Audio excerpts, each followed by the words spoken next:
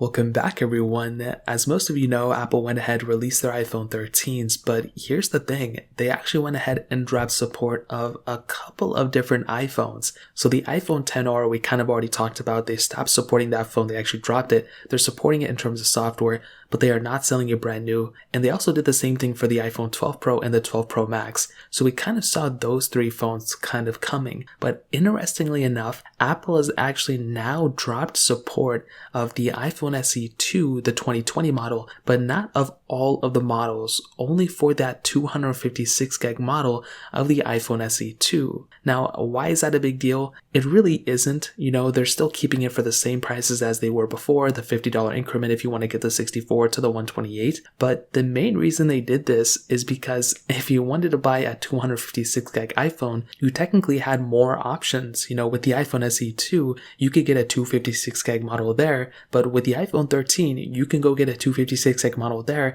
but also the same thing for the iPhone 13. So they kind of wanted a little bit more of an incentive, I'm sure, for people to go and pick up, you know, an iPhone 13 over an iPhone SE 2. There's really no other reason why they would have dropped support for it, because then they would have dropped support for the whole entire phone. But in my opinion, I think this isn't that bad of an idea.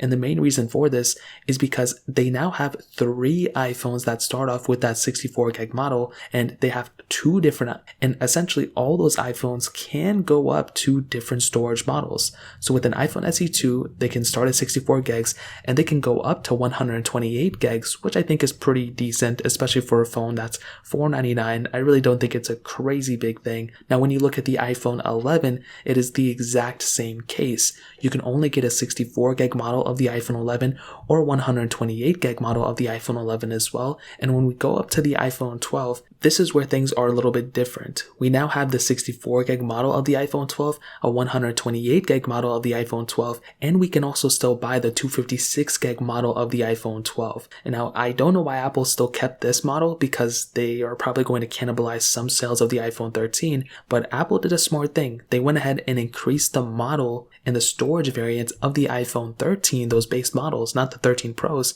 So those go up to 512, and I think that's a really good thing. So now if you want the most amount of storage, you can go pick up the iPhone 13 models, but also if you want, you know, a 256 gig model, you can now choose between an iPhone 12 and an iPhone 13, and there's more of an incentive for you to go buy at least the more expensive models rather than the cheaper models. So that's a really cool thing, I guess, from a business perspective that Apple did. Again, they're still selling all the other iPhones still. They're still selling the iPhone SE 2020, but it's pretty interesting that they stopped supporting that specific model. You know, it's clearly just a business, you know, point, but I think it's pretty funny at the end of the day. If you guys have any other questions or anything like that, let me know in the comment section below. Hit the like button, that would mean so much, but definitely hit that subscribe button. More importantly than everything else, I love every single one of you guys. Hopefully I'll catch you guys in the next video. Peace out till then.